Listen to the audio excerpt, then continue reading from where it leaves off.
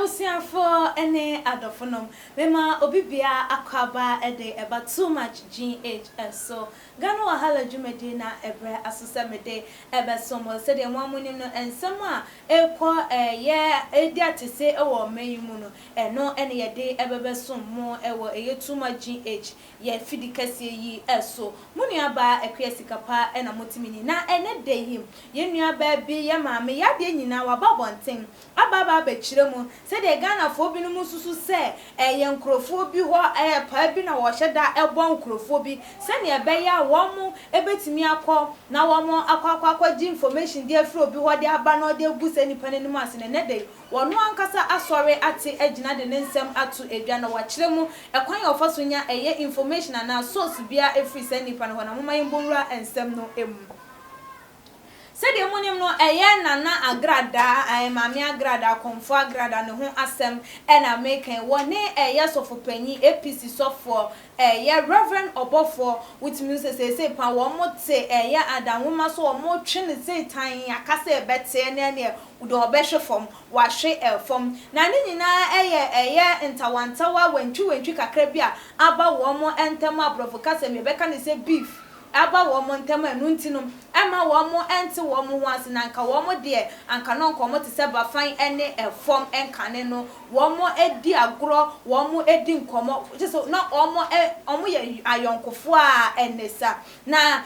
menteme ho ase bia eba wo mo entem ene ne dey ama wo mo akwakoye atamfom na Ghana fo bebre na esusu sem eye evidence adane da wo sori a oba bonten ede eba efa eye Reverend Obofo eho ebebegu nanimu ase ekeka eho nsem nyina no ye ne workers ni bi na ya wo pe wo mo ema wo mo di sa adwuma no ede ema no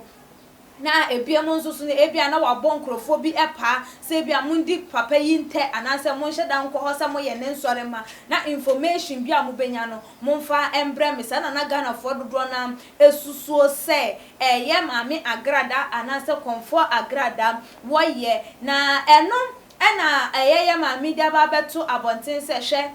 wono wone Reverend Obofo nka omode nka omont na nka omode chese wo mo yonkofo a enesa anka boni bia eni wo mo entem na mom misunderstanding menteme ho ase bia eba wo mo entem ena ama eneda yi wo mo entimi enya ayonkofo se de wo mo ebiemu na sa enyoma no enkyere se because of that ninti woni ne ho information enka ne na wo mo ye ayonkofo no ko bia su bia ewo no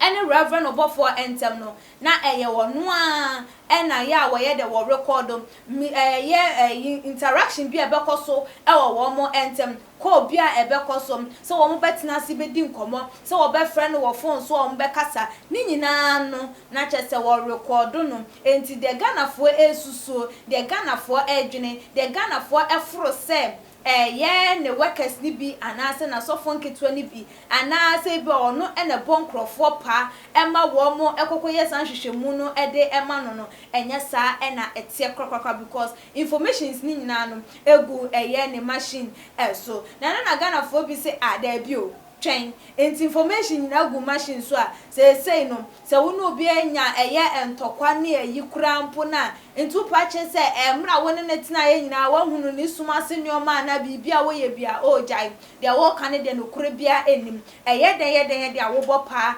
ema wo mu ekokodi sa adwuma no ede ema na ebusua moma yentie eye ne nsem a wodi atu edwan wo se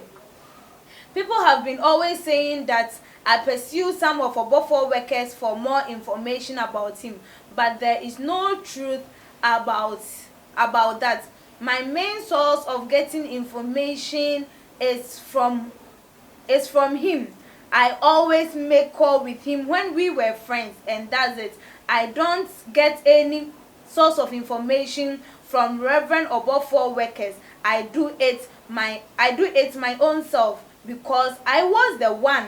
who always interacts with him and nothing else. We ene yen nsɛm a wɔde etu edwana kyɛ sɛ de Ghana fo esuso no wɔno ane Reverend Obofo ɛna na edin kita ho enti sɛ sɛ wɔ pɛ workers ne ho kɔneba de Ghana fo, you should forget about it, because ono the main source no is very reliable information from Reverend Obofo na emu wɔno ane honom ɛna ne source ne bibia enti do obeka bia no nsɛm a na kita ho di a wɔne Reverend Obofo wɔ mo edi pen enu nti ene ma ne ba abonten eba ebebeka saa ensem no enyina nti saa kita hodie no emfiri wo bia ho nti nsem a waka ne nyina no ne nyina Reverend Obofo na num to asem a wode eka kire no enu nti ene ma wo no susu enya nyina so ehunu se o proof or evidence awode ekasa saa ensem ne nyina na nsem na ewo ho na recordings na ewo ho ne nyina no ne nyina ewo ne machine so a ene ne ya se Ghana fo engine se Ghana fo esusu se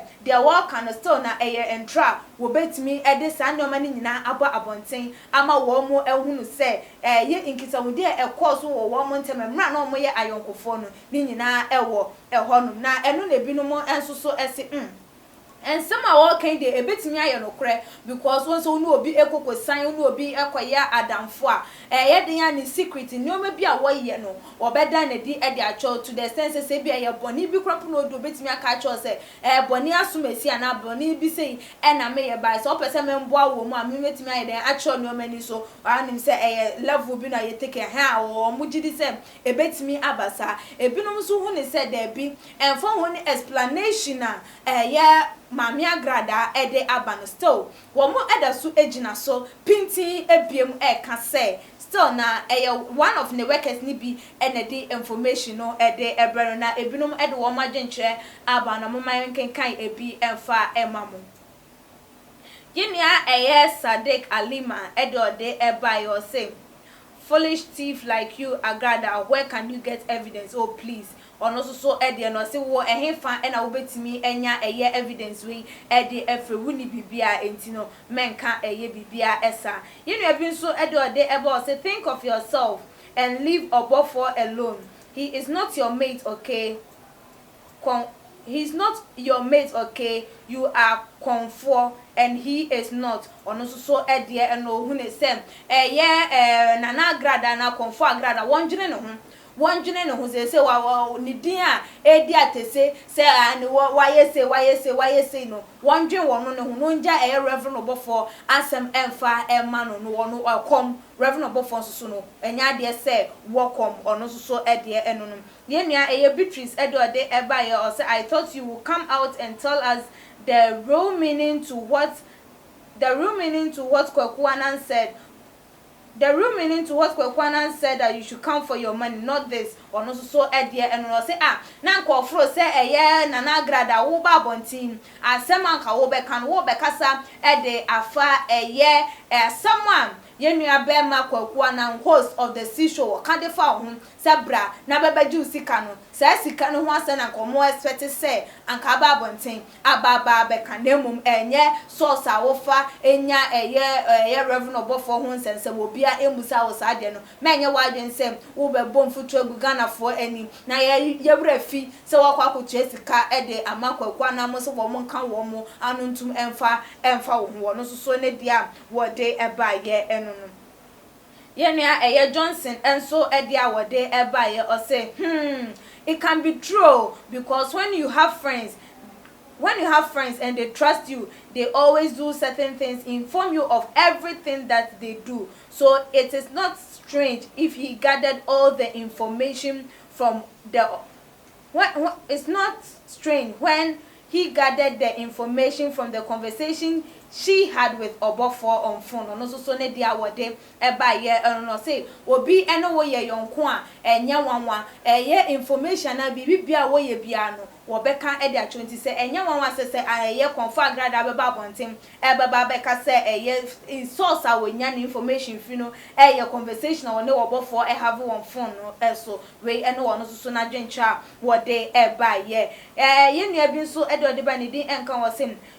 you telling us all this no is not going to let Obofo down, so please stop what you are doing. No say there wuye enya de sem there wo kan ebe ma ye yaba mabu I wunim so ye APC ni dia obi ntimi ncho say nya de say ebema womo abem abuo because the wo beka no enya de say betimi e de ye reverend obofo akọ efom entimi emfa ne nkofom da biara eda entimi ensei nidin we ene adwenche no bi a eba ye efa ensem am nana agrada konfo agrada wode etu eja efa ne source of a year information baby onya revenue for information efino wodi eto just say enye said the Ghana for bebre na edwin say yeah workers ni bi and onya information ni free on enye sa eneti nemum eye wono a ni dwumadi a wodie ana say fra won ne frankita hodi oni ni di mre bi atwamu enum na wonya sa information ni na Ghana for some ope eye recordings na wo betimi ede atu edwade amam because ni nyina e woni machine so woso so a wo fe sen na wo dwen sam no ACF a wo ne said the working ebetimi ama eye Ghana for agedi to the extent say ebetimi ama eye revenue for ni din aba from abrana say ama ni din asay ana say the wo ye de akata ne o mabi so say de binum e ka no say the wadwenche HAC Fabiano Fabra e wo too much in comment section e biom so chef mo abusuafo e wo all the social media platform like your videos follow your Instagram pages so @tumaGH_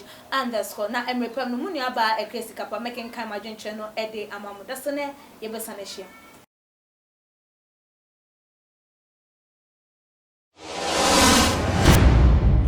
Yo.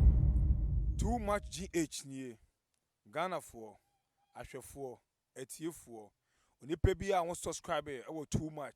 GH no. Subscribe wo na ehintasem. Ensema ebuafa on my Ghana so. Ena ye de bremu. One God nie. The only one God in GH. Eho ena de bia mehwe. Abrochefo ene Ghana for. Mo amowiasa fa na ina me recommend emamo. Too much GH.